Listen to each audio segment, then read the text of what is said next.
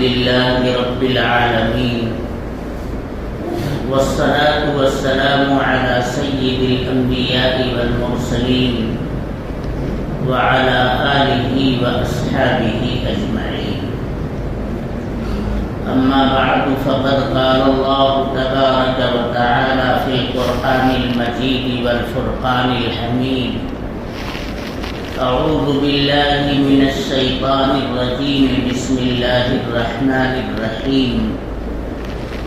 وَلَقَدْ آتَيْنَا لُقْمَانَ الْحِكْمَةَ أَنِ اشْكُرْ لِلَّهِ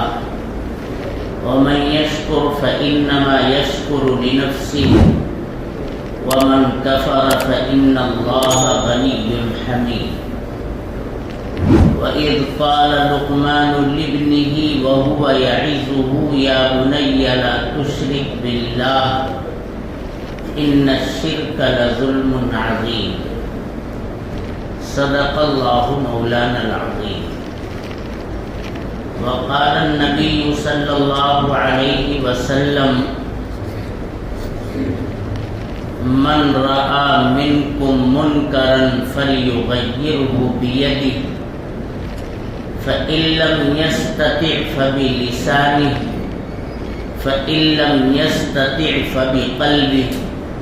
وذلك أضعف الإیمان او کما قال علیہ الصلاۃ والسلام.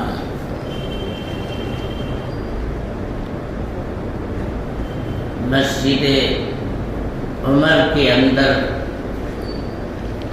ماشاء اللہ ہمارے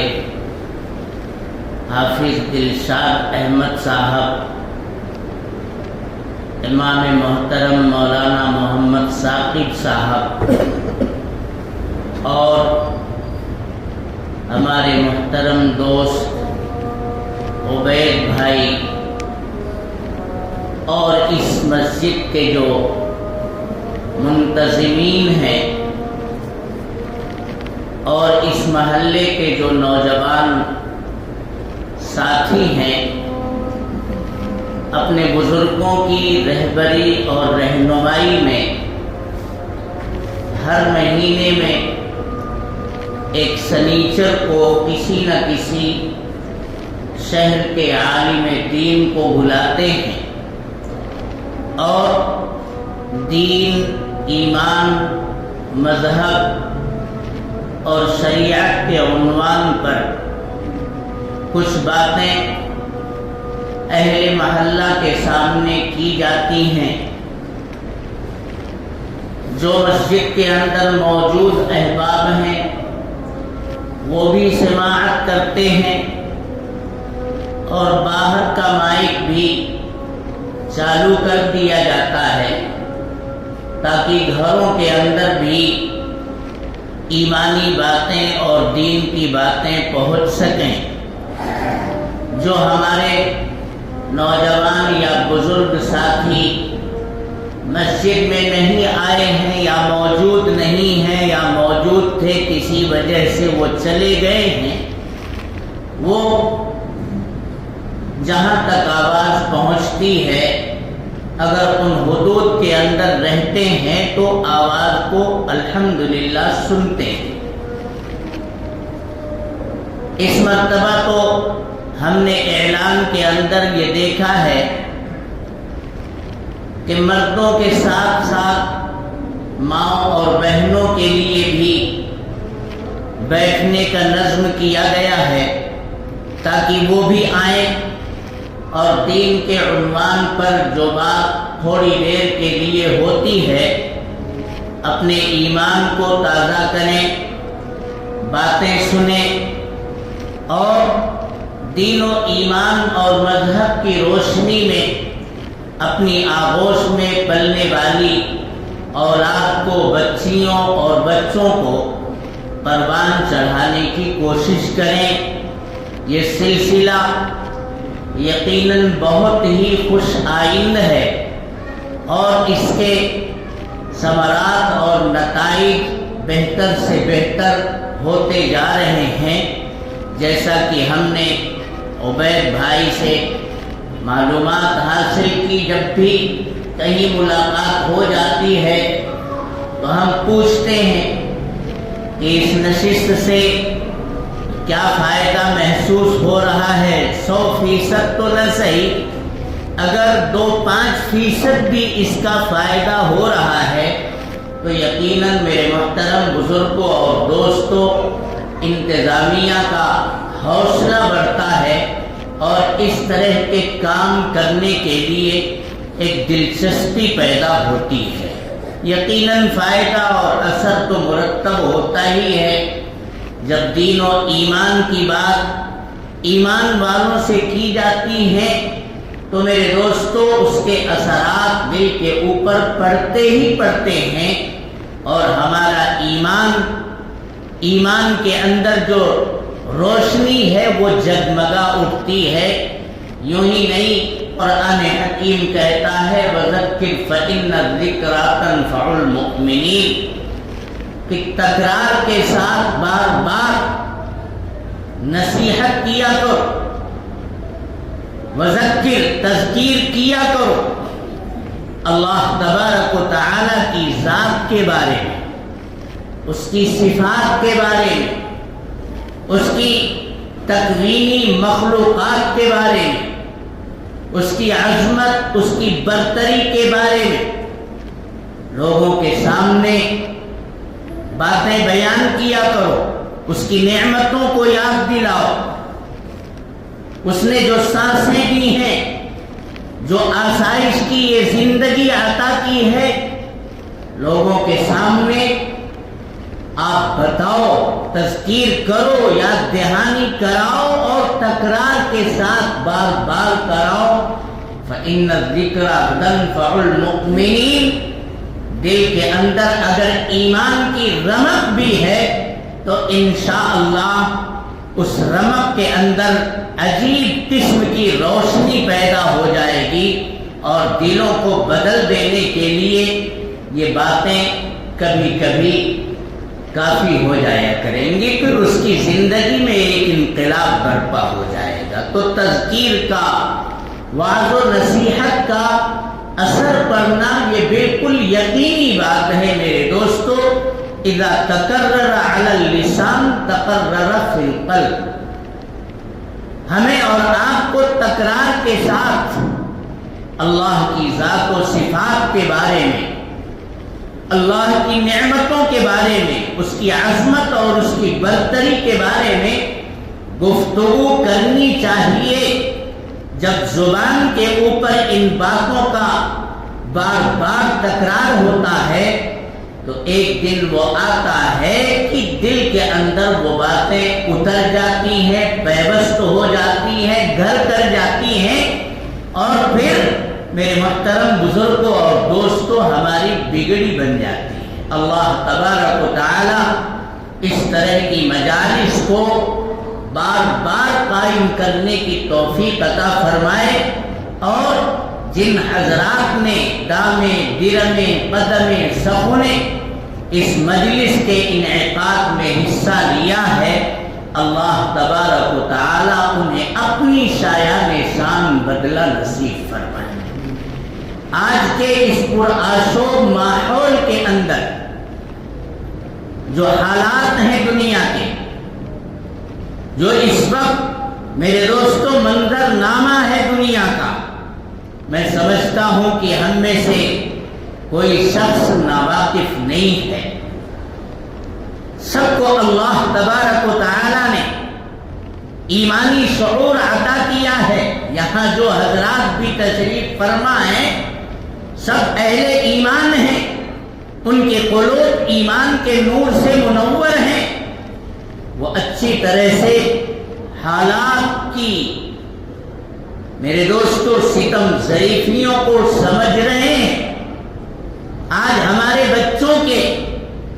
دین و ایمان کو چھیننے تک کی کوششیں ہو رہی ہیں، جو ہمارے لیے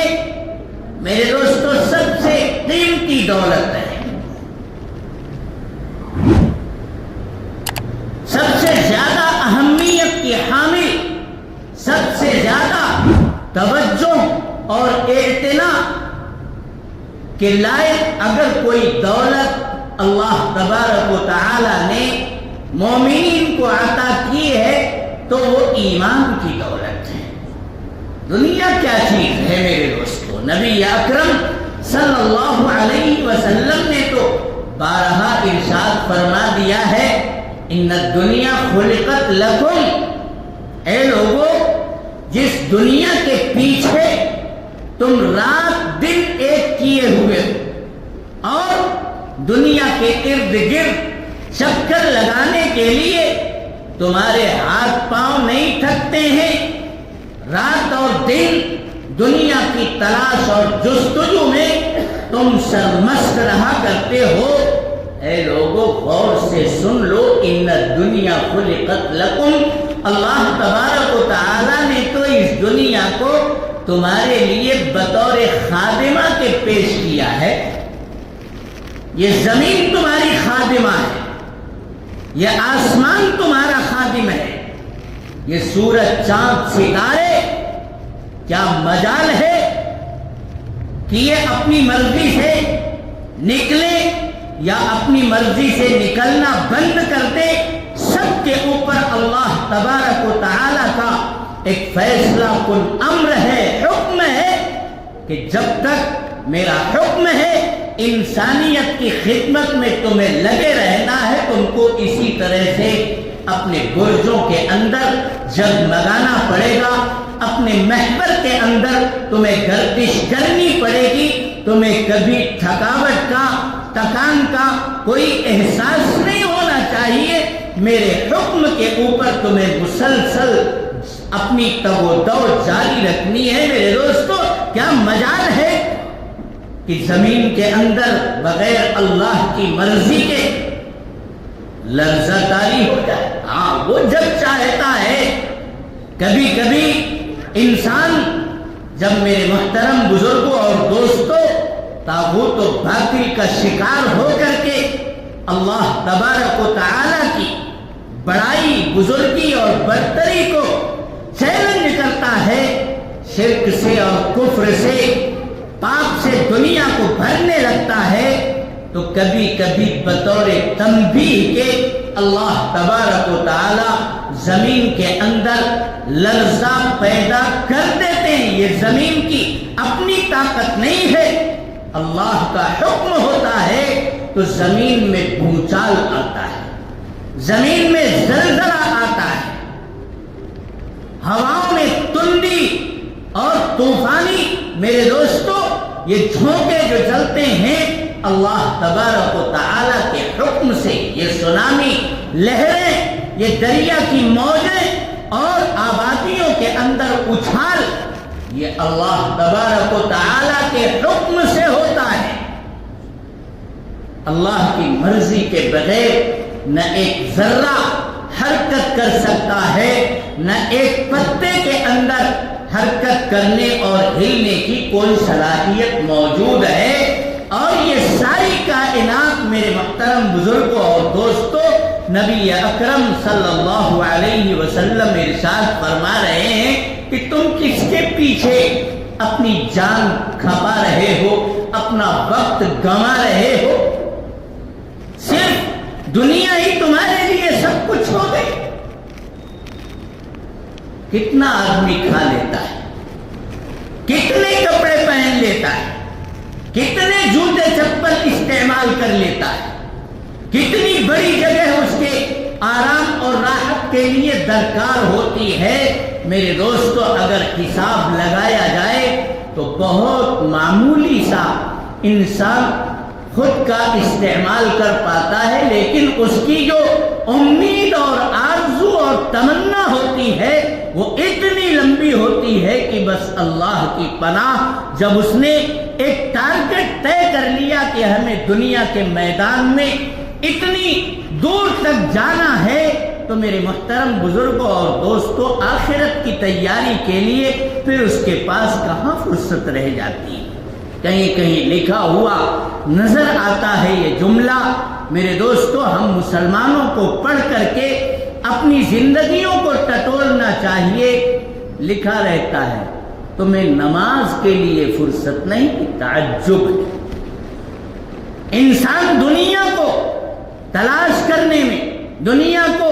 حاصل کرنے میں اتنا منہمک، اتنا سرمست کہ رات اور دن صرف اور صرف ہائے دھن دنیا دنیا دنیا، کہ اس کو نماز کے لیے بھی اللہ کا منادی اللہ اکبر کی صدائیں بلند کرتا رہتا ہے کہ بند کرو اپنی دکان، بند کرو اپنی انجمن اور بز، بند کرو اپنے کاروبار، اور اللہ نے اب پکار لگا دی ہے اقیم الصلاۃ، نماز کے قائم کرنے کا وقت ہو چکا ہے، چلو اللہ کی طرف دوڑ پڑو۔ میرے محترم بزرگوں اور دوستوں، بتائیے کیا ہم اور آپ اپنی دوستوں کی مجلسوں کو چھوڑ کر کے آنے کے لیے مسجد میں تیار ہو پاتے ہیں؟ کیا ہم اپنے کاروبار کو 10 منٹ کے لیے روک کر کے نماز کے لیے آنے والے بن سکتے ہیں؟ ہمیں اپنے ایمان کا میرے محترم بزرگوں اور دوستوں جائزہ لینا چاہیے۔ ہم کلمہ لا الہ الا اللہ پڑھ کر کے اللہ تبارک و تعالی کی الوہیت کا، اس کی معبودیت کا، اس کی ربوبیت کا میرے دوستو برملا زبان سے اظہار اور اعلان تو کرتے ہیں، اور گویا اپنی زبان سے ہم یہ پرچار کر رہے ہیں کہ ہم تو اس اللہ کے ماننے والے ہیں جو معبود برحق ہے، جس کے قبضے قدرت میں ساری کائنات ہے، وہی عبادت، وہی پرستش اور پوجا کے لائق ہے۔ لیکن جب عملی زندگی میں ہم اپنے اعمال کا جائزہ لیتے ہیں تو میرے محترم بزرگوں اور دوستوں، ہم اس کلمے کے اوپر اپنے آپ کو مکمل طور پر کھڑا نہیں کر پاتے ہیں۔ عبدیت اور بندگی کس چیز کا نام ہے؟ اگر ہم بندے ہیں اللہ کے، اللہ کو اپنا الہ اور معبود مانتے ہیں، تو عابد کیسا ہونا چاہیے؟ عابد کو اپنی مکمل طاقت اپنے پروردگار کی فرما برداری میں ہمہ وقت مصروف رکھنی چاہیے۔ یعنی جب بھی اللہ کی طرف سے کسی کام کے کرنے کا اعلان ہو تو اعلان کان میں پڑتے ہی بے چین اور مضطرب ہو کر کے اس کی بجا آوری کی کوشش کرنی چاہیے۔ نماز کا وقت ہوا، نماز پڑھیں گے، رمضان آئے گا پابندی سے روزے رکھیں گے، ذکر و تلاوت کریں گے، تراویح پڑھیں گے۔ میں اس لیے یہ باتیں عرض کر رہا ہوں کہ آپ نے دیکھا رجب المرجب کا چاند نظر آ چکا ہے۔ جناب محمد الرسول اللہ صلی اللہ علیہ وسلم رجب کا چاند دیکھ کر کے یہ دعا کیا کرتے تھے، اللہم بارک لنا فی رجب و شعبان وبلغنا رمضان۔ اے میرے پروردگار،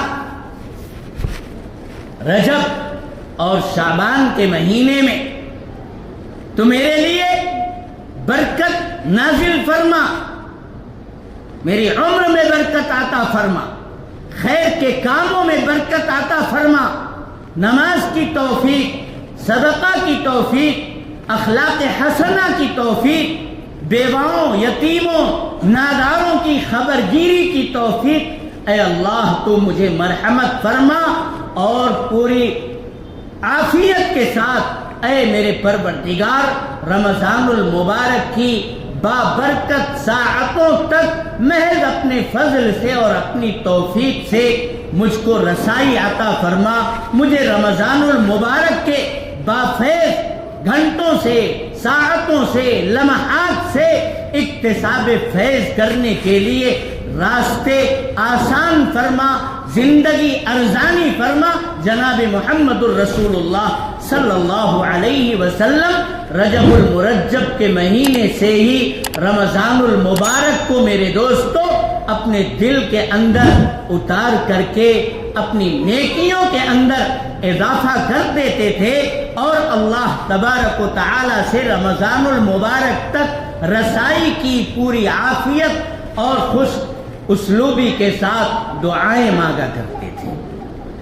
رجب کا چاند ہم نے بھی دیکھ لیا، کیا رمضان المبارک کی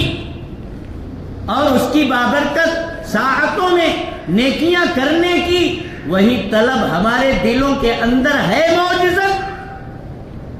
بندگی تو اس کا نام ہے کہ اپنی تمام تر طاقت، اپنی تمام تر صلاحیت ایک بندہ اپنے معبود کے لیے جھونک کر کے رکھے، اللہ کو راضی اور خوش کرنے کے لیے جو بھی موقع میسر آئے، اللہ کی طرف سے کوئی مطالبہ اور تقاضا آئے تو اس کو پورا کرنے کے لیے وہ دوڑ پڑے۔ اور اللہ تبارک و تعالی نے،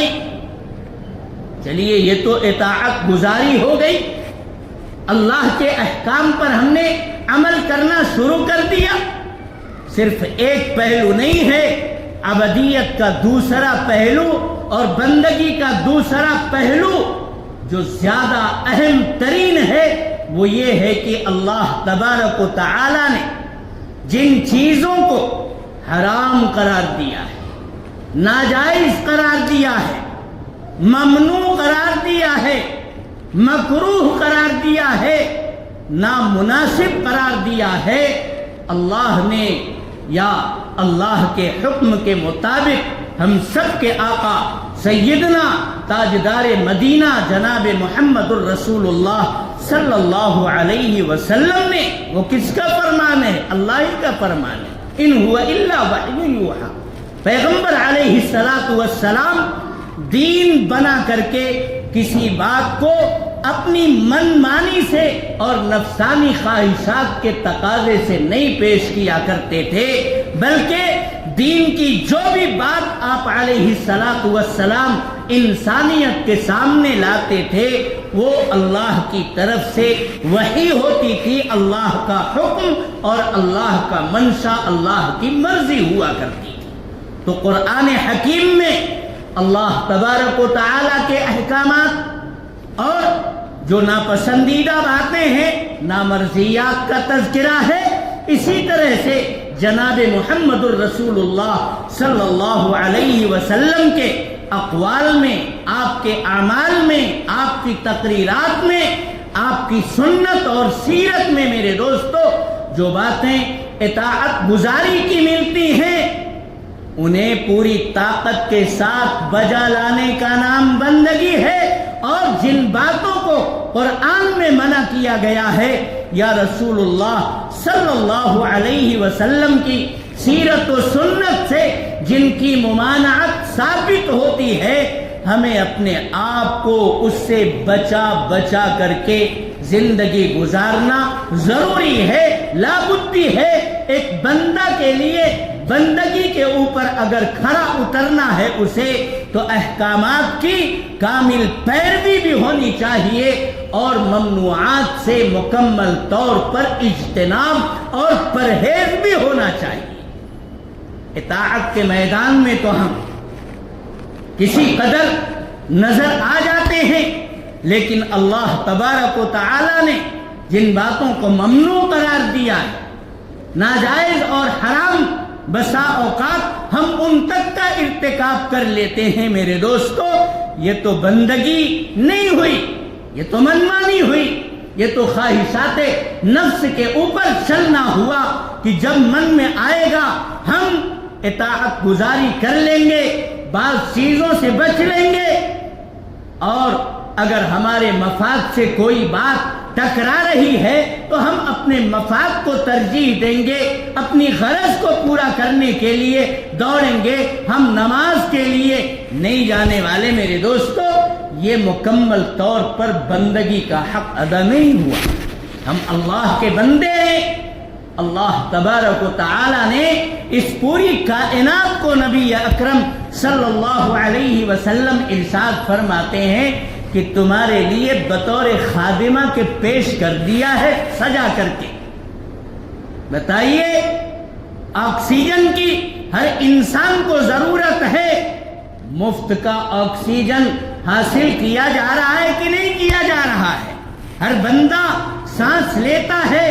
اور سانسوں کو باہر نکالتا ہے، یہ اللہ تبارک و تعالی کی مفت عطا کی ہوئی ہوا ہے میرے دوستو، جس سے ہم سانسیں لے رہے ہیں، اور یہ سانسیں اکھڑ جائیں تو ہماری زندگی میرے دوستو وہیں ختم ہو جائے گی، ہم لاشے ہو جائیں گے، ہم کسی مصرف کے نہیں رہ جائیں گے۔ اللہ نے مفت میں ہمیں روشنی عطا کی، مفت میں ہوا عطا کی، یہ شب و روز بنائے، جتنی زیادہ قیمتی چیزیں میرے دوستو انسانی زندگی کی ہیں اور وافر مقدار میں انسان کو اس کی ضرورت پڑتی ہے، اللہ تبارک و تعالی نے ان کے اوپر اپنا ہی کنٹرول رکھا ہے۔ اگر یہ دنیا والے ہواؤں کے اوپر کنٹرول پا جاتے تو غریبوں کے لیے جینا دوبھر ہو جاتا۔ پانی اللہ تبارک و تعالی نے اوپر سے برسایا، نیچے خزانہ کر کے رکھا، اور ہر خطے کے اندر وافر مقدار میں پانی پایا جاتا ہے کہ نہیں پایا جاتا ہے؟ یہ وہ انمول اور قیمتی دولت پانی کی دولت ہے کہ اسی کے اوپر زندگی کا انحصار ہے، اسی کے اوپر ہماری کھیتیاں لہلہاتی ہیں، ہمارے مویشی زندگی میرے دوستو جیتے نظر آتے ہیں۔ تو پانی کی دولت اور نعمت، ہوا کی دولت اور نعمت، چاندنی کی دولت اور نعمت، سورج کی تمازت اور اس کی روشنی کی نعمت اور دولت تقریباً مفت میں سب کو میسر ہے کہ نہیں میسر ہے؟ اور میرے دوستو دور جانے کی کیا ضرورت ہے؟ وَفِي أَنفُسِكُمْ أَفَلَا تُبْصِرُونَ۔ اللہ کی نعمتیں ہی اگر دیکھنی ہے تو پھر ایک مرتبہ سر سے پیر تک اپنے وجود کو دیکھو اور غور و تدبر کرو کہ کتنی قیمتی چیزیں اللہ تبارک و تعالی نے تمہارے سراپا اور تمہارے وجود کے اندر رکھ رکھی ہے۔ پتہ تو اس وقت چلتا ہے جب بینائی کمزور ہوتی ہے اور ہم اپنی بینائی کو درست کروانے کے لیے آنکھوں کے اسپتال کا رخ کرتے ہیں، جب دل کے اندر درد اٹھتا ہے اور ہم اپنے دل کی تعمیر کے لیے میرے دوستو دل کی دھڑکن کو درست کروانے کے لیے کسی ہاسپٹل کا رخ کرتے ہیں، ہماری انگلی فریکچر ہوتی ہے، ہمارے پاؤں ٹوٹتے ہیں، ان جوڑوں کے اندر درد پیدا ہوتا ہے، جگر کے اندر کمزوری پیدا ہوتی ہے، آنتوں میں کمزوری پیدا ہوتی ہے، پھر جب ہم ہاسپٹلوں میں جاتے ہیں اور زیر علاج ہوتے ہیں، بڑی بڑی فیس ادا کرتے ہیں اور دواؤں کی پرچیوں کے جب دام ادا کرتے ہیں، تب ہمیں یہ سمجھ میں آتا ہے کہ اللہ تبارک و تعالی نے صحت مند جسم دے کر کے کتنی عظیم اور انمول دولت سے ہم کو نواز کر کے رکھا ہے۔ اللہ کی نعمتیں میرے محترم بزرگوں اور دوستوں ہم اور آپ رات اور دن استعمال کرتے ہیں کہ نہیں کرتے ہیں؟ اللہ نے کہا ہے وَإِن تَعُدُّوا نِعْمَةَ اللَّهِ لَا تُحْصُوهَا، تم کہاں تک اللہ کی نعمتوں کو شمار کروا سکو گے؟ تمہارا دماغ محدود، تمہارا فہم محدود، تمہاری ذہانت محدود۔ آج میرے محترم بزرگوں اور دوستوں ذہانت اور فطانت کا نام دے کر کے کچھ روشن خیال لوگ اللہ تبارک و تعالی کے وجود کے منکر بن گئے۔ اللہ ہم سب کی حفاظت فرمائے۔ دنیا یہاں تک پہنچ گئی کہ اپنے مالک، اپنے خالق کو بھول جائے اور اس کا انکار کر بیٹھے۔ اللہ ہم سب کی حفاظت فرمائے۔ اسی لیے میں یہ کہتا ہوں کہ اس روئے زمین پر جس انسان کے دل میں اللہ تبارک و تعالی نے ایمان کی روشنی عطا کر دی، تو اس دھرتی کی گویا سب سے قیمتی دولت اس کو نصیب ہو گئی ہے۔ اب اس دولت کے بعد ہفت اقلیم کی دولت بھی میرے محترم بزرگوں اور دوستوں مچھر کے پر کے برابر بھی نہیں۔ خود حضور پاک علیہ الصلوۃ والسلام نے ارشاد فرمایا لو کانت الدنیا تعدل عند اللہ جناح بعوضۃ ما سقى کافرا منها شربہ۔ ہم جس دنیا کی دولت کو حاصل کرنے کے لیے رات دن ایک کیے ہوئے ہیں، جبکہ اللہ نے اسے ہماری خادمہ بنا کر کے ہم کو پیدا کرنے سے پہلے ہی پیدا کر دیا ہے، اس خادمہ کے پیچھے پیچھے لگے ہوئے، اس نوکرانی کے پیچھے پیچھے بھاگ رہے ہیں، اور بھاگنے سے کیا مل جائے گی؟ نہیں میرے دوستو، اللہ تعالیٰ فرماتے ہیں من کان یرید العاجلۃ عجلنا له فیہا ما نشاء، جتنا ہم چاہیں گے اتنا ہی تم کو یہ دنیا مل سکے گی۔ ہم نے تو اسی وقت جب تم رحم مادر کے اندر کال کوٹھری کے اندر پروان چڑھا رہے تھے، اور کیسے پروان چڑھ رہے تھے، اللہ کی قدرت کاملہ میرے محترم بزرگوں اور دوستوں وہاں تنہا کار فرما تھی۔ جس ماں کی کوکھ میں ہم نے اور آپ نے میرے دوستو ایک مدت گزاری ہے،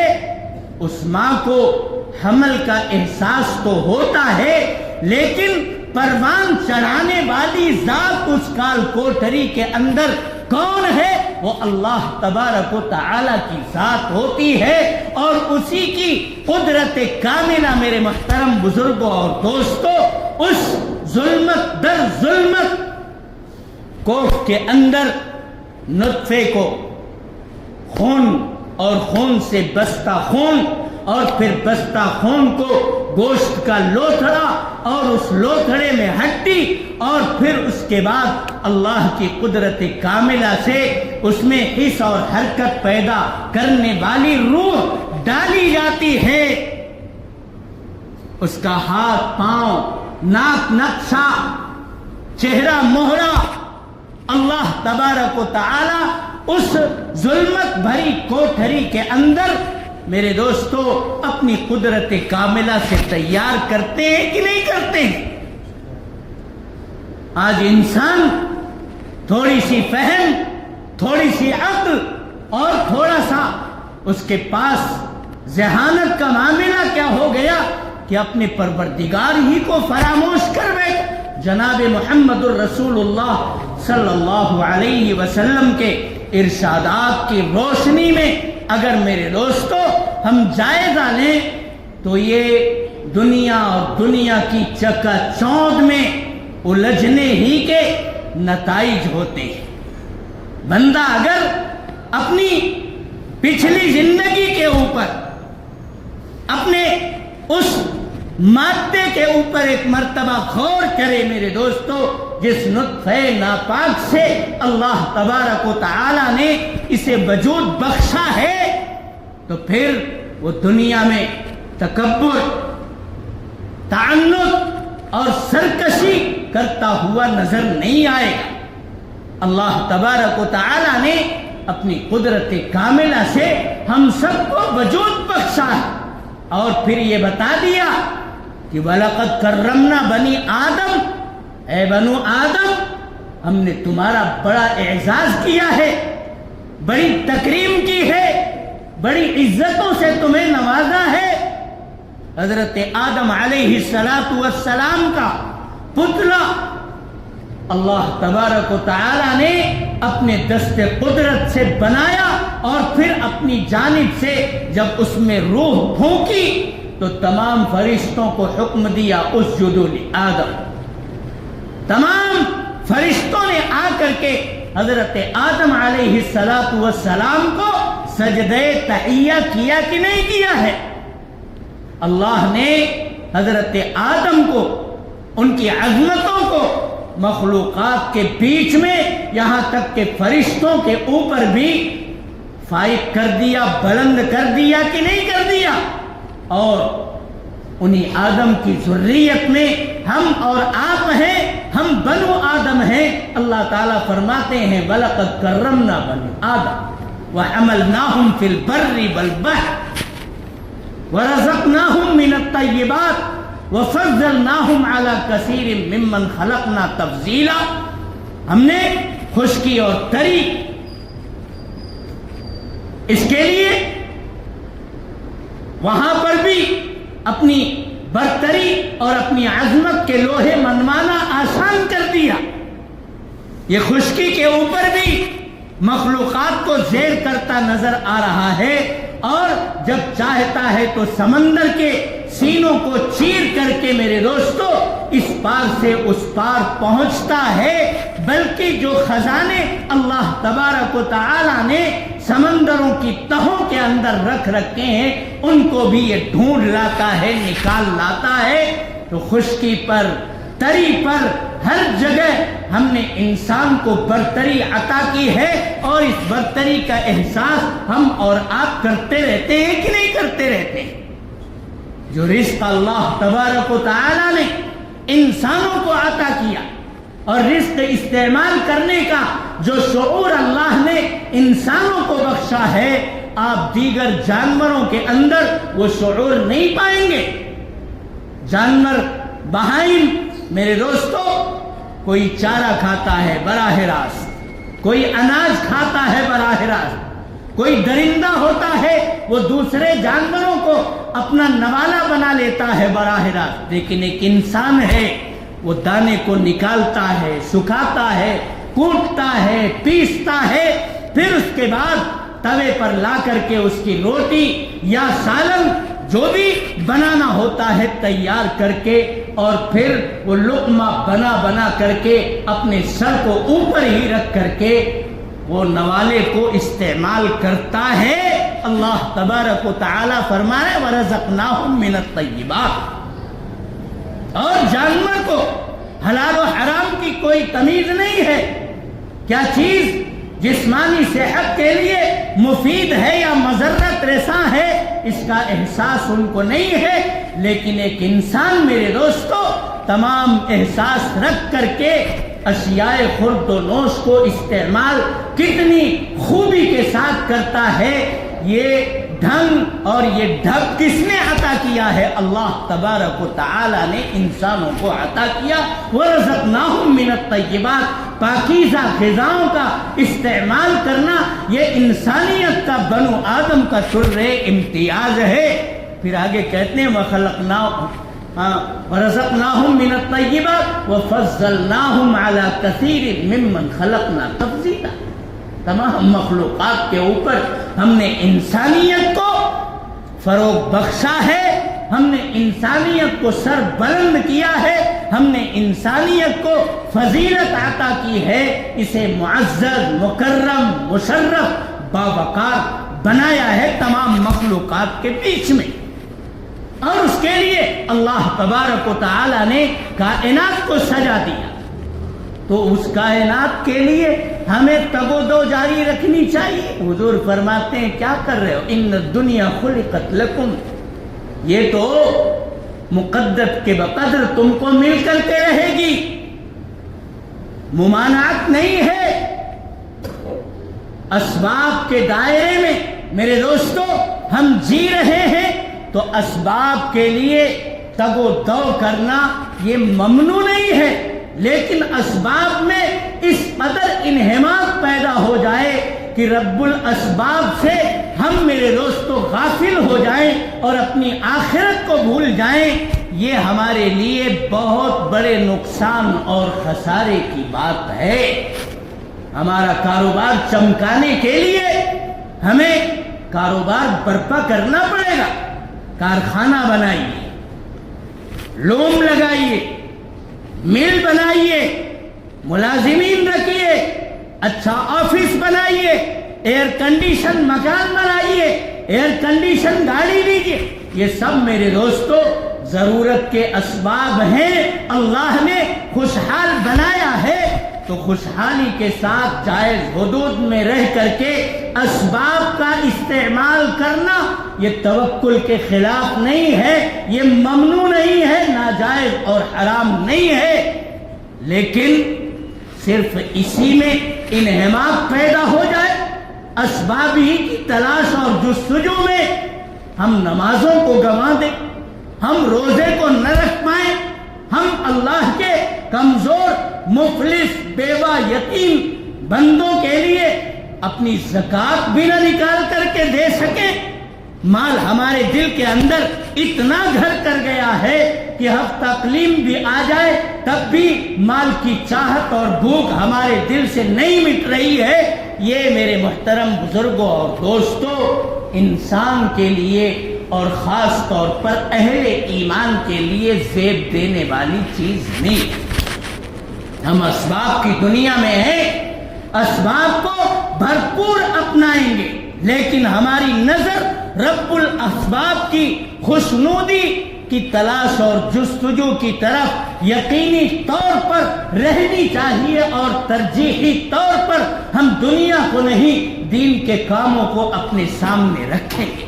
ایک طرف دنیا کا تقاضا ہے، ایک طرف دین کا تقاضا ہے، ہم ترجیح دین کے تقاضوں کو دیں گے، ہم ترجیح دنیا کے تقاضوں کو نہیں دیں گے۔ اس دنیا کی حیثیت اور حقیقت کیا ہے؟ حضور نے فرما دیا اگر یہ دنیا ایک مچھر کے پر کے برابر بھی اللہ کی نظر میں ہوتی نا،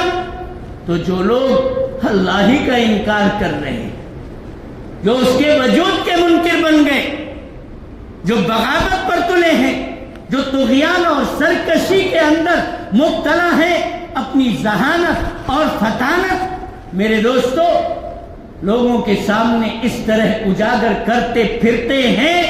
کہ اللہ کے وجود ہی کے منکر بن چکے ہیں۔ ایسے لوگوں کو تو اللہ کی اس کائنات میں ایک گھونٹ پانی بھی اللہ تبارک و تعالی نہ دیتا، لیکن اس دنیا کی کوئی قدر و قیمت اللہ کی نظر میں نہیں ہے۔ ہم اپنی دنیا کو پر آسائش بنائیں، اپنے بال بچوں کو اچھا کھلائیں، پہنائیں، پڑھائیں، اپنے ماں باپ کی اچھی طرح سے خبر گیری کریں، یہ منع نہیں ہے، لیکن میرے دوستو اگر دنیا ہمیں آخرت سے غافل کر رہی ہے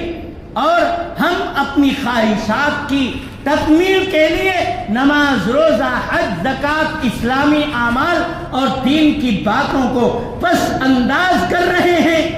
انہیں ہلکا سمجھ رہے ہیں، ان کی طرف کوئی توجہ نہیں دے رہے ہیں، تو میرے دوستو ہمیں اپنے ایمان کا جائزہ لینا چاہیے، ایمان کو ٹٹولنا چاہیے کہ آخر ہمارے ایمان کے اندر کیسی کمزوری آ گئی ہے جو ہمیں نماز کے لیے دکان بند کر کے مسجد تک پہنچانے کی طاقت نہیں رکھتا۔ ہم اپنے کارخانے کو، اپنے احباب کی گپ اور شپ کی مجلس کو چھوڑ کر کے نماز پڑھنے کے لیے میرے دوستو اگر نہیں پہنچ پا رہے ہیں تو پھر ہمیں اپنے ایمان کا جائزہ لینے کی ضرورت ہے، ہمیں اپنے ایمان کو ٹٹولنے کی ضرورت ہے۔ اس طرح کی مجلسیں منعقد ہوتی ہیں، ایمانی باتیں کی جاتی ہیں میرے دوستو، اور جب ایمانی باتیں آتی ہیں تو اس سے دلوں کے اندر یقینی طور پر ایک تلاش، جستجو اور ایک فکر اور ایک آگہی ملتی ہے کہ نہیں ملتی ہے۔ اللہ تبارک و تعالی نے جناب محمد الرسول اللہ صلی اللہ علیہ وسلم کی زبان مبارک سے یہ کہلوا دیا کہ لوگوں کو غفلت سے باز لانے کی کوشش اور جد و جہد کرو۔ آپ علیہ السلام نے وہ جد و جہد میرے دوستو جس دن سے آپ کو مکلف کیا گیا، منصب رسالت و نبوت پر فائز کیا گیا، پوری فکر مندی کے ساتھ اور پورے احساس کے ساتھ نبی اکرم صلی اللہ علیہ وسلم نے لوگوں کی فہمائش کا کام کیا، اللہ کی اطاعت گزاری پر کھڑا کرنے کی کوشش کی، اور نامرضیات سے لوگوں کو باز رکھنے کے لیے مسلسل میرے محترم بزرگوں اور دوستوں جناب محمد الرسول اللہ صلی اللہ علیہ وسلم نے جاری رکھی کہ نہیں رکھی؟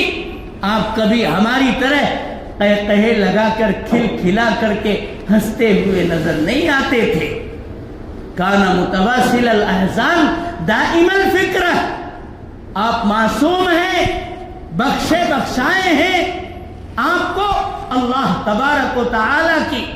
عنایت اور محبت میرے دوستو تمام انسانیت میں سب سے اعلیٰ درجے کی حاصل ہے. آپ کو اللہ تبارک و تعالی نے معراج کروا کر کے ساری مخلوقات کے اندر گویا یہ اعلان کر دیا کہ کائنات میں تمام مخلوقات میں اللہ کے بعد کوئی ذات بزرگی اور برتری کی حامل ہے تو وہ ہم سب کے آقا تاجدار مدینہ سید الاولین والآخرین جناب محمد الرسول اللہ صلی اللہ علیہ وسلم کی ذات مبارکہ ہے، جنہیں اللہ تبارک و تعالی نے مسجد حرام سے مسجد اقصی، جہاں پر تمام انبیاء کرام آپ کی امامت اور پیشوائی میں نماز پڑھنے کے لیے منتظر ہیں، چشم براہ ہیں، آپ کا انتظار ہو رہا ہے کہ آپ آئیں گے تو آپ کی امامت میں نماز پر تمام انبیاء کی امامت کروا کر کے میرے دوستو انسانیت نے آپ کے قد کو سب سے اونچا اور بلند کر دیا، اور پھر سدرۃ المنتہا تک حضرت جبریل علیہ السلام آپ کی رہبری اور رہنمائی کرتے ہوئے چلتے ہیں، لیکن اس مقام پر پہنچ کر کے یہ کہہ کر کے پلہ جھاڑ لیتے ہیں کہ اگر یک سرے موئے برتر پرم فروغ تجلی بسوزت پرم، اے پیغمبر، اے اللہ کے محبوب، اب اگر ایک انچ سے کم بھی،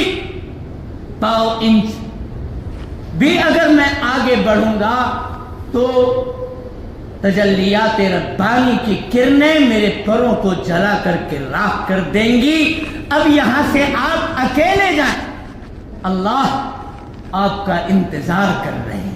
فرشتوں کے روح الامین جو ہے،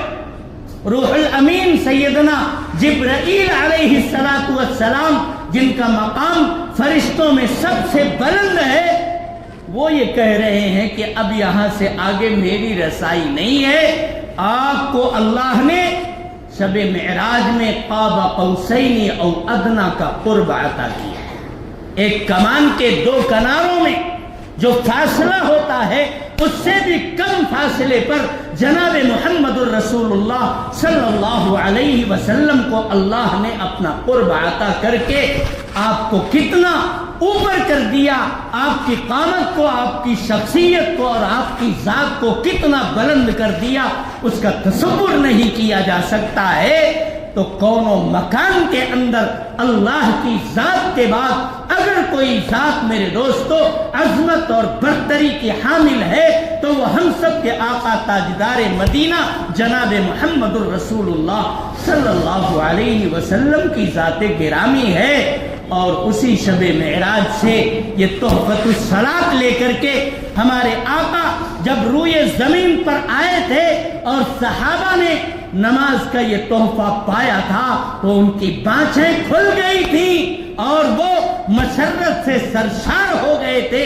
تمام میرے دوستو اس کے بعد سے آپ تمام صحابہ صحابیات کی لسٹ اٹھا کر کے دیکھ لیجئے، کوئی صحابی یا کوئی صحابیہ آپ کو تارک صلاۃ پوری تاریخ کے اندر نہیں ملے گا. الصلاۃ معراج المؤمنین،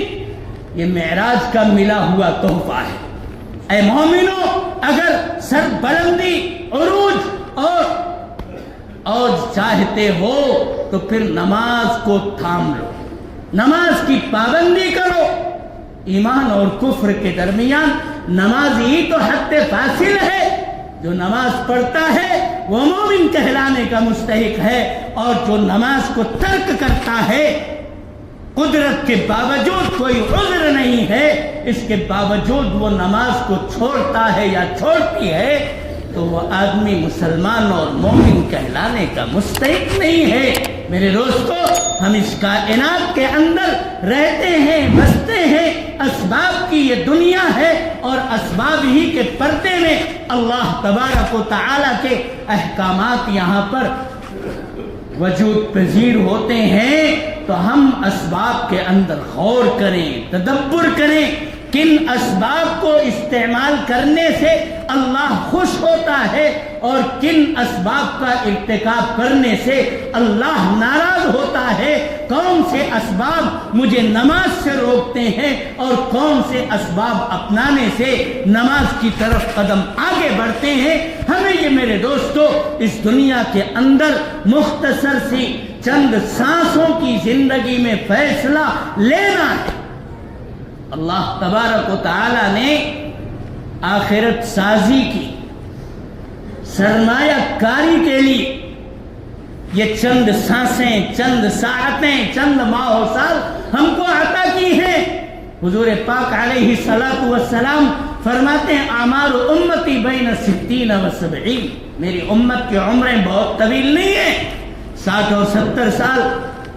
یہ زندگی ملتی ہے،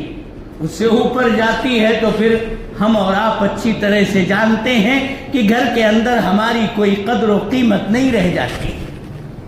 ماں کھانس رہی ہے، بیٹا کھانس رہا ہے، باپ کھانس رہا ہے، اور بیٹا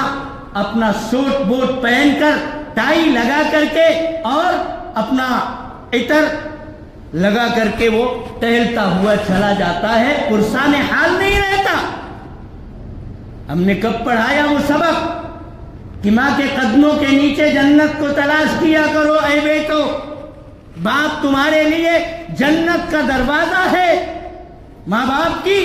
اہمیت اور شان جب پوچھی گئی تو حضور پاک علیہ الصلوۃ والسلام نے ارشاد فرمایا یہ تمہارے لیے جنت ہے یا تمہارے لیے جہنم۔ اگر تم اپنے ماں باپ کی خبر گیری کرو گے،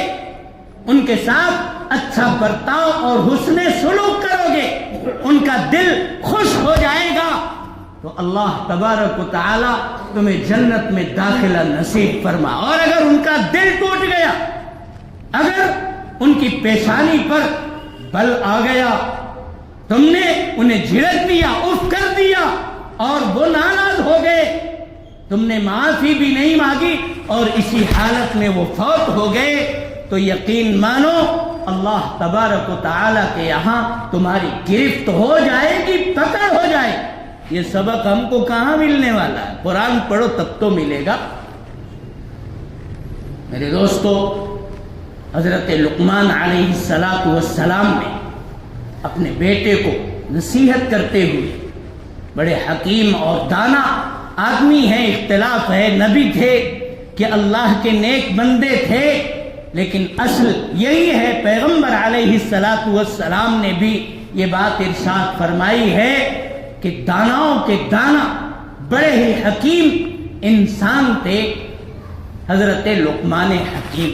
ان کا تذکرہ اللہ تبارک و تعالی نے قرآن حکیم کے اندر کیا ہے، وَلَقَدْ آتَيْنَا لُقْمَانَ الْحِكْمَةَ أَنِ اشْكُرْ لِلَّهِ، کہ ہم نے لقمان کو حکمت عطا کی، دانائی عطا کی۔ ہم کو بھی میرے دوستو اللہ نے شعور دیا ہے، دانائی دی ہے، دنیا کا نفع اور نقصان پہچانتے ہیں، تو دین کے نفع نقصان کو آخر ہم کیوں نہیں پہچان پا رہے ہیں؟ ہم نے کبھی پہچاننے کی فکر نہیں کی۔ ان کی دانائی نے ان کو میرے دوستو متوجہ کیا انشکر للہ، کہ اللہ کی نعمتوں کا شکریہ ادا کرو۔ شب و روز میں نہ جانے کتنی سانسیں، سونے وقت بھی جاگتے وقت بھی لے رہے ہو۔ حضرت شیخ سعدی فرماتے ہیں کہ ایک مرتبہ سانس اندر گئی، ایک شکر واجب، وہ سانس باہر نکل کر کے آئی، دوسرا شکر واجب ہے۔ بتائیے کتنا میرے دوستو اللہ کی نعمتوں کا ہم استعمال کرتے ہیں، اور جب شکر گزاری کا موقع آتا ہے تو نماز پڑھنے کے لیے بھی ہم اور آپ اپنے آپ کو آمادہ تیار نہیں کر پاتے۔ انشکر للہ، ان کی دانائی نے انہیں یہ بتایا کہ اللہ کا شکر ادا کرنا اپنے ذمے لازم سمجھو، وَمَن يَشْكُرْ فَإِنَّمَا يَشْكُرُ لِنَفْسِهِ، اور سنو، جو کوئی اللہ کا شکر کرتا ہے نا وہ اپنے ہی بھلے کے لیے کرتا ہے۔ اللہ کی عظمت میں، اس کی برتری میں کوئی اضافہ ہو جائے کچھ نہیں، ساری کائنات کفران نعمت پر آمادہ ہو جائے، اللہ کی عظمت میں ایک رتی کے برابر بھی فرق نہیں آئے، ساری دنیا عبادت میں منہکم ہو جائے تب بھی اللہ کی عظمت اور برتری میں ایک رتی کے برابر بھی اضافہ نہیں کر سکتی ہے۔ اللہ تو بس اللہ ہے، اس کی شان، اس کی عظمت، اس کی جلالت شان میرے دوستو ہم اس کا تصور بھی نہیں کر سکتے۔ وَمَن يَشْكُرْ فَإِنَّمَا يَشْكُرُ لِنَفْسِهِ وَمَن كَفَرَ فَإِنَّ اللَّهَ غَنِيٌّ حَمِيدٌ، جو اللہ کی نعمتوں کا شکریہ ادا نہیں کرنا چاہتا، بلکہ شکریہ ادا نہ کرنا پڑے اس لیے وجود باری تعالی ہی کے منکر بن جاؤ، نہ رہے بانس نہ بجے بانسری، تو اللہ بے نیاز ہے، وہ غنی ہے، وہ قابل ستائش تب بھی ہے جب آپ نہیں کر رہے ہو، اور تب بھی ہے جب آپ کر رہے ہو۔ آپ کی ستائش اور تعریف کا میرے دوستو اللہ بھوکا نہیں ہے، وہ بے نیاز ذات ہے۔ اس نے اگر ہم کو اور آپ کو اپنی ذات پر، اپنی صفات پر یقین اور اعتقاد، عقیدہ لانے کی توفیق مرحمت فرما دی ہے، تو ہم میرے محترم بزرگوں اور دوستوں اس عقیدے کو مضبوطی کے ساتھ پروان اپنی ذات میں بھی چڑھانے کی کوشش کریں، اپنی آل و اولاد، اپنے سماج اور تمام اہل ایمان میں میرے دوستوں اس کو فروغ دینے کی کوشش مسلسل کرتے رہیں، کیونکہ اس دھرتی کا سب سے بڑا پاپ اللہ کا انکار کرنا یا اللہ کی ذات و صفات میں میرے دوستوں کسی اور کو شریک ٹھہرانا ہے۔ وَإِذْ قَالَ لُقْمَانُ لِابْنِهِ وَهُوَ يَعِظُهُ يَا بُنَيَّ لَا تُشْرِكْ بِاللَّهِ إِنَّ الشِّرْكَ لَظُلْمٌ عَظِيمٌ۔ اس دھرتی کا سب سے بڑا پاپ، سب سے بڑا گناہ اگر کوئی چیز ہو سکتی ہے تو وہ اللہ کی ذات و صفات میں میرے دوستوں کسی اور کو شریک ٹھہرانا ہے۔ اللہ کی ذات یکتا ہے، اللہ کی ذات تنہا خالق و مالک ہے، اسی کے قبضے قدرت میں یہ انفس و آفاق ہیں، ہم اور آپ ہیں، سب اسی کے میرے دوستو قبضے قدرت کے اندر ہیں۔ ہم اس کی نعمتوں کا شکریہ ادا کرنے والے بنے۔ میری مائیں اور بہنیں بھی بیٹھی ہوئی ہیں، ہمیں اپنے بچوں کی، اپنی آغوش میں پلنے والے جگر گوشوں کی، نونہالوں کی تربیت کرنے کی ضرورت ہے، اور تربیت کے میدان میں یہ ایک مسلمہ حقیقت ہے کہ مرد اتنا کارآمد ثابت نہیں ہوتا جتنا عورتیں کارآمد ثابت ہوتی ہیں۔ آپ ان واقعات کو پڑھیے جن واقعات کی روشنی میں ماؤں نے امام بخاری جیسا فرد فرید امت مسلمہ کو میرے دوستو تیار کر کے دیا تھا، حضرت امام اعظم امام ابو حنیفہ جیسا فرد عطا کیا تھا،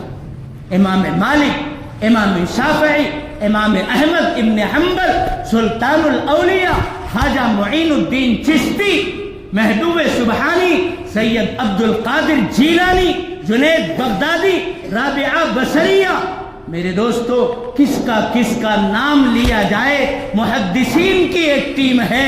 ائمہ مجتہدین کی ایک جماعت ہے، صوفیاء اور اولیاء کا ایک بڑا طبقہ ہے۔ کہاں سے انہوں نے جنم لیا؟ زمین پھٹ گئی تھی نکل آئے تھے، یا آسمان سے ایسے ہی برسا دیے گئے تھے؟ نہیں، ماؤں کی کوکھ میں پروان چڑھے تھے، اور یہ وہ مائیں تھیں جو باوضو ہو کر مصلے کے اوپر اپنے پروردگار کے سامنے راز و نیاز کی باتیں کرتی تھیں کوئی لقمہ حرام جب حمل ہے پیٹ میں اپنی زبان سے اپنے حلقوم سے اندر لے جانا گوارا نہیں کرتی تھی۔ میرے دوستو آج چٹکھارے کے لیے نہ جانے ہم کہاں سے کہاں پہنچ رہے ہیں، پورے آداب کے ساتھ پورے اہتمام کے ساتھ کہ یہ بچہ کس طرح سے نیک اور صالح بنے گا، ابتدا ہی سے اس سلسلے کی کوشش مائیں جاری کر دیا کرتی۔ جب تک حمل ہے نماز کی پابندی، ذکر کی پابندی، تلاوت کی پابندی، صدقہ خیرات کرنا یہ معمول ہوا کرتا تھا۔ پھر میرے دوستو وہ بچہ پیدا ہوتا تھا تو ایک نورانیت، ایک روحانیت حمل ہی کی صورت میں اس کے اندر ہوتی تھی، اور پھر جب دنیا کے اندر وہ ماحول میں آنکھیں کھولتا تھا تو ماں کبھی مصلی پر، کبھی قرآن کی تلاوت میں، کبھی ذکر و وظیفے میں، کبھی مجلس دینی کے اندر منہمک نظر آتی تھی۔ ہر وقت میرے دوستو ایک دین کا، شریعت کا، مذہب کا اور ایمان کا میرے دوستو غلغلہ اس کے آس پاس میں بلند ہوا کرتا تھا۔ تو پھر اسی ماحول کے اندر یہ بچہ پروان چڑھتا تھا۔ یاد کیجئے حضرت بایزید بسطامی، اولیاء کے اندر جن کا بہت اونچا مقام اور مرتبہ ہے، والد محترم کا انتقال بچپن ہی میں ہو گیا۔ ماں خورد و نوش کے انتظام کے لیے، کھانے پینے کے انتظام کے لیے دوسروں کے گھر میں جھاڑو پوچھا برتن کا کام جیسے ہوتا ہے نا بڑوں کے یہاں، ایسے دوسروں کے گھر میں کام کر کے کھانے پینے کا سامان مہیا کرتی تھی اپنے لیے اور اپنے بیٹے کے لیے۔ لیکن دل کے اندر ایک تڑپ تھی کہ میں اپنے بچے کو اللہ کا ولی بناؤں گی، خاص اور مقرب بندہ بناؤں گی۔ یہ میرے شوہر کی تمنا تھی، ان کی عمر نے وفا نہیں کی، وہ تو دنیا سے رخصت ہو گئے، لیکن میں ان کے آرزو کی تکمیل کے لیے کیا کر سکتی ہوں، مجھے کرنا ہے۔ ہمیشہ نماز کے اندر روتی تھیں، اپنے پروردگار سے فریاد کرتی تھیں، اے اللہ کوئی سبب، کوئی ذریعہ بنا دے جس سے میں اپنے بچے کو اسباب کی دنیا میں ولایت کے مقام پر کس طرح سے پہنچایا جا سکتا ہے، میں اس دہلیز پر اپنے بچے کو پہنچا سکوں۔ چنانچہ غور فکر اور تدبر کے بعد ان کے ذہن میں ایک بات آئی کہ یہیں آس پاس میں کہیں کوئی مسجد ہے، مکتب ہے، مدرسہ ہے، وہاں ایک معلم ہے جو بچوں کو دین اسلام کی باتیں سکھاتے ہیں، پڑھاتے ہیں، نور ایمانی سے ان کے قلوب کو منور کرتے ہیں، ان کا تزکیہ کرتے ہیں۔ جو بھی بچہ ان کے در دولت پر جاتا ہے، جب واپس آتا ہے تو نور کا ایمان، نور ایمانی اس کی پیشانی پر نظر آتا ہے۔ کیوں نہ اپنے بچے کو ایسی جگہ پر لے جا کر کے ہم اسی استاد کے حوالے کر دیں۔ چنانچہ یہ خیال آیا، بچے کو لے کر کے استاد محترم کی خدمت میں، عالم دین کی خدمت میں پہنچ گئی اور سارا ماجرا بیان کیا اور کہا کہ حضرت کبھی بھی اس بچے نے، میرے دل کے اس ٹکڑے نے مجھ سے الگ ہو کر کے زندگی نہیں گزاری۔ یہ روئے گا، بل بلائے گا، یہ میرے پاس آنے کے لیے آپ سے چھٹی مانگے گا۔ میں آپ سے یہ عہد و پیمان کر کے اٹھ رہی ہوں کہ جب تک میرا بچہ اللہ کا ولی نہ بن جائے، جب تک قرآن و سنت کے نور سے اس کے قلب کے اندر جلا اور روشنی نہ پیدا ہو جائے، جب تک لوگ اس کو دیکھ کر کے اللہ کی یاد کو تازہ کرنے والے نہ بن جائے، تب تک اسے گھر مت بھیجنا، چھٹی مت دینا۔ حالانکہ آپ جان لیجئے، اگر نہیں جانتے ہیں، کہ ایک رات بھی یہ بچہ مجھ سے الگ ہو کر کے آج تک نہیں رہا ہے۔ کتنا گراں گزرا، پتھر کی سل دل کے اوپر رکھ کر کے میرے دوستو روتے بلکتے یہ واپس ہو رہی ہیں، اور بچہ میرے دوستو وہ بھی زارو قطار روتا ہوا ماں کو الگ کر کے اپنی درسگاہ کے اندر پہنچتا ہے۔ کچھ عرصہ بیتنے کے بعد دل کے اندر یہ خواہش مچلنے لگی، میری مائیں اور بہنیں سنیں بچوں کو کس طرح سے پروان چڑھایا جاتا ہے۔ کیسے قربانیاں دینی پڑتی ہیں، چاہتوں کی، تمناؤں کی اور آرزوؤں کی قربانیاں دینی پڑتی ہیں، تب یہ بچے نکھر کر کے سماج اور معاشرے کے اندر جگمگاتے ہوئے نظر آتے ہیں۔ کیا اس کو محبت نہیں تھی بیٹے سے؟ یقیناً تھی میرے دوستو، لیکن اللہ کی محبت دل کے اندر پیوست کرنا یہ اپنی محبت سے ترجیح یافتہ تھی، اس لیے اس نے نور ایمانی دل کے اندر بھرنے کے لیے استاد کے حوالے کر دیا اور خود روتے بلکتے گھر واپس آ جاتی ہے۔ ایک دن بچہ کہتا ہے استاد جی چھٹی چاہیے، امی سے ملنے کا جی چاہتا ہے۔ اب وہ اپنی معصوم زبان میں جب عرض گزار ہوتا ہے تو استاذ کو وہ معاہدہ یاد آتا ہے کہ ماں نے تو کہا تھا جب تک یہ ولی نہ بن جائے اللہ کا تب تک اس کو چھٹی مت دینا۔ وہ معاہدہ بھی یاد اور اس بچے کی معصوم زبان سے نکلے ہوئے پیار کے جملے بھی، آنکھوں سے اشک جاری ہو جاتے ہیں استاد محترم کے کہ کیا کروں، آگے کنواں پیچھے کھائی، یہ تو مشکل مرحلہ آ گیا، چھٹی نہ دوں تو اس معصوم کا دل ٹوٹتا ہے، چھٹی دے دوں تو معاہدے کی پاسداری ختم ہو جاتی ہے، کیا کروں؟ عجیب حیرت اور استعجاب کے اندر ایک ترکیب سوجھی، اللہ کی طرف سے الہام ہوا کہ بچے کو سبق زیادہ دے، اتنا روز سنانے کا معمول تھا، صفحہ 2 صفحہ، آج آدھا پارہ دے دیا اور کہہ دیا کہ اگر شام تک تم نے یہ آدھا پارہ سبق سنا دیا تو تم کو شام میں ہم چھٹی دے دیں گے۔ بچہ بھی سمجھ گیا کہ استاد چھٹی دینا نہیں چاہتے، لیکن اس کے دل میں بھی ایسے گھر میں وہ پروان چڑھا تھا جہاں پل پل اللہ تبارک و تعالی کی قدرت کی باتیں ہوتی تھی کہ اللہ ہی کرنے والی ذات ہے، وہ ہر مشکل کو آسان کر دیتا ہے۔ خیر اس کے دماغ میں یہ بات آئی کہ میری ماں کہا کرتی تھی کہ ہر مشکل آسان کرنے والی ذات اللہ کی ذات ہے، آدھا پارہ اگرچہ میرے لیے مشکل ہے لیکن میں چلتا ہوں، مصلی بچھا کر کے 2 رکعت پڑھوں گا اور اللہ کی بارگاہ میں ہاتھ پھیلا کر کے عرض کروں گا کہ اے اللہ تیرے لیے تو آدھا صفحہ یاد کرانا کوئی مشکل کام نہیں ہے، مجھ جیسے کمزور اور ناتما کے لیے یاد کرنا تو مشکل ہے، لیکن اے اللہ یاد کرانا تیرے لیے کوئی مشکل کام نہیں ہے۔ چنانچہ مصلی بچھا دیا بچے نے، اللہ کی ذات پر یقین تھا، عقیدہ بنا ہوا تھا میرے دوستو، ماں نے بنایا تھا، استاد محترم نے بنایا تھا، اور وہ فر آگے پڑھتا گیا، ایک ہی مرتبہ میں سارا سبق آدھا پارہ یاد، ابھی وقت بھی نہیں ہوا، وقت سے پہلے سبق سنانے پہنچ گیا بچہ۔ جب وقت پر سبق سنا دیا، استاد جانتے تھے کہ بھولے گا، جیسے ہی بھولے گا میں واپس کر دوں گا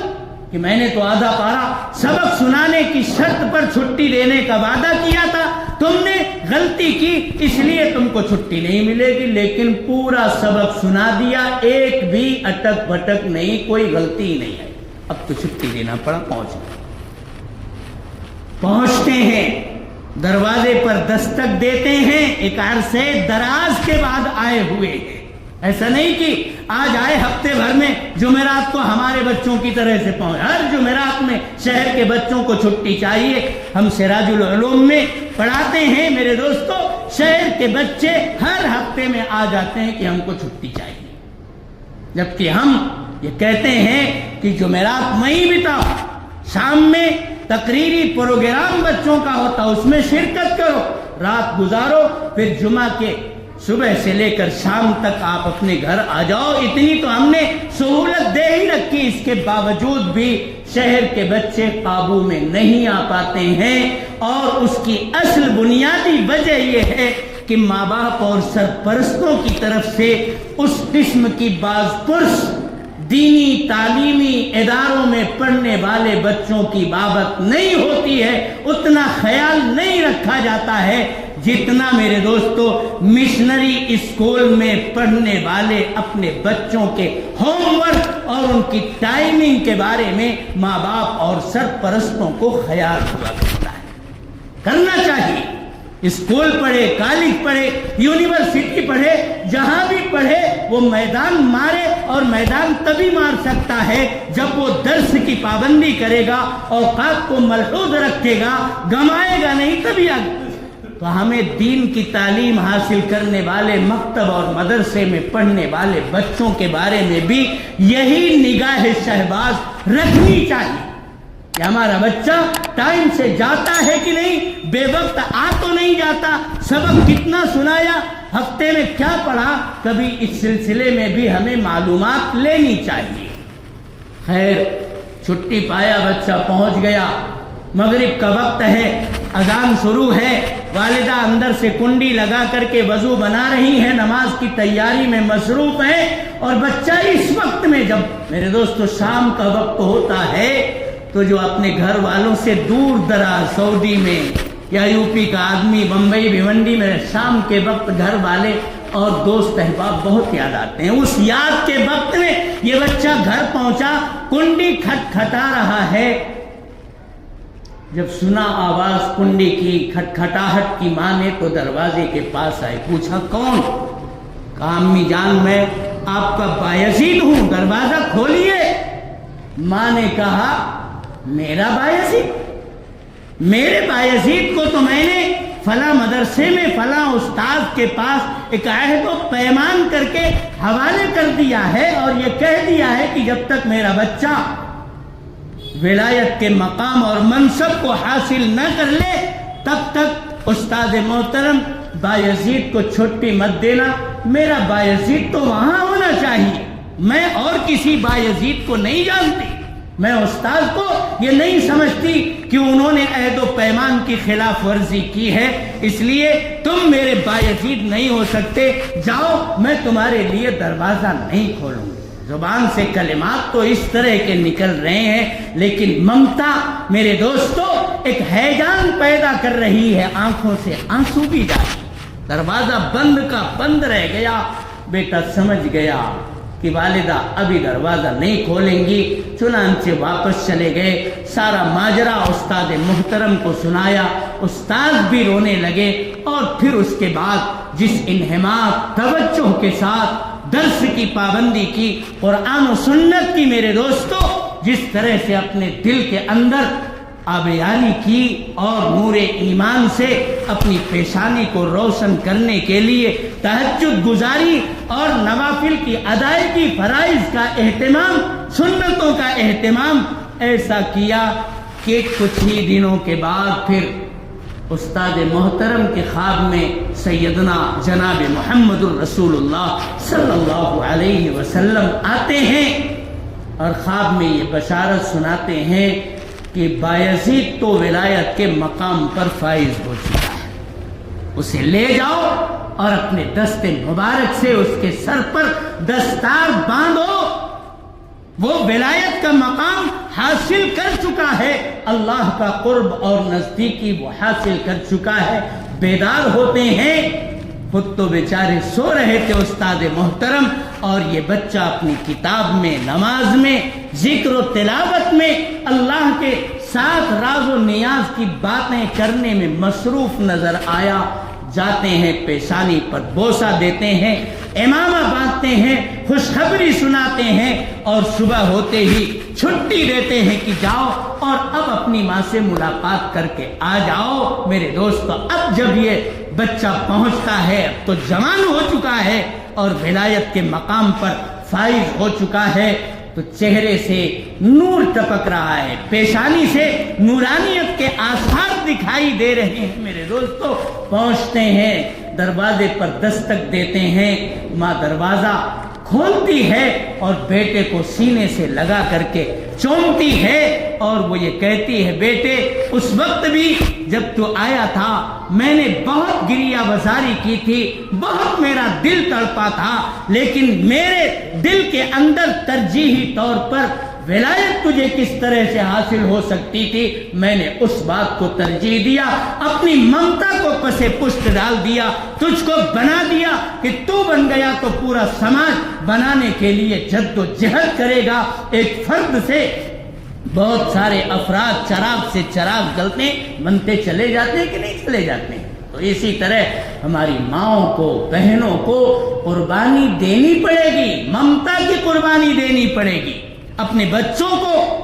کبھی کبھی باز پرس کے لیے بٹھانا پڑے گا کہ کہاں گھوم رہے تھے، کہاں گپ شپ کر رہے تھے، اتنی رات تک تم آتے نہیں ہو، تمہارے دوست احباب کیسے ہیں، تمہاری نشست و برخاست کن لوگوں کے ساتھ میں ہے۔ ان ساری باتوں کے اوپر سرپرستوں کو، خاص طور پر ماں باپ کو توجہ دینے کی بے انتہا ضرورت ہے، ورنہ ایمان کو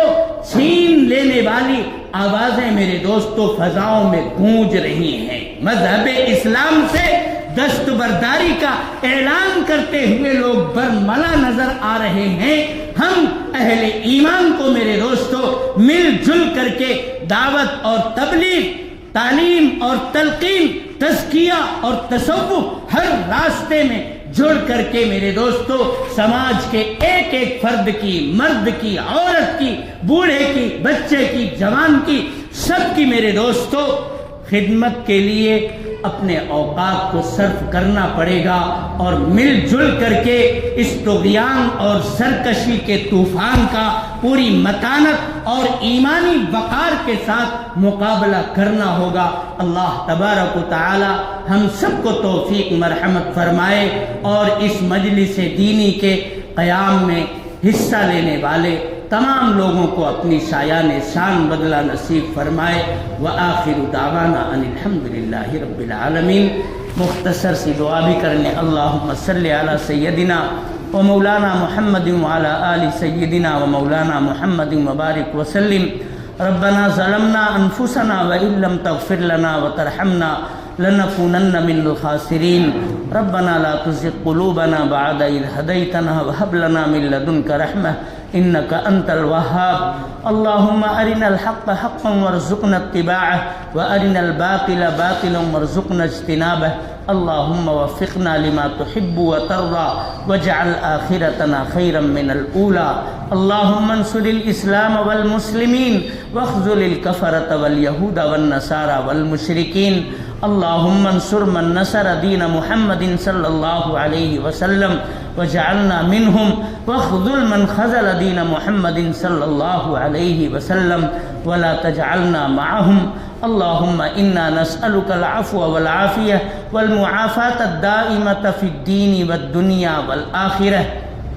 اے اللہ ہم سب کے گناہوں کو معاف فرما، ہماری لغزشوں خطاؤں سے درگزر فرما۔ اے اللہ پوری زندگی تیری مرضی کے مطابق جینے کی توفیق عطا فرما، نامرضیات سے ہم سب کی حفاظت فرما۔ اے اللہ امت مسلمہ میں ایمانی غیرت اور حمیت پیدا فرما۔ اے اللہ ہمارے نوجوانوں میں ایمانی غیرت اور حمیت پیدا فرما، ایمان کے تقاضوں پر چلنے کی توفیق عطا فرما، مذہب اسلام کی اے اللہ نمائندگی کرنے کی توفیق عطا فرما، بے دینی سے، بددینی سے، بے کرداری اور بد کرداری سے ہم سب کی حفاظت فرما، بے حیائی سے ہماری بچیوں کی حفاظت فرما۔ اے اللہ فحاشی سے، عریانیت سے اے اللہ ہماری نسلوں کی حفاظت فرما۔ اے اللہ مجمع میں موجود تمام افراد کی جائز تمناؤں اور مقاصد کو پورا فرما۔ اے اللہ ہم میں جو پریشان حال ہیں ان کی پریشانیوں کو دور فرما،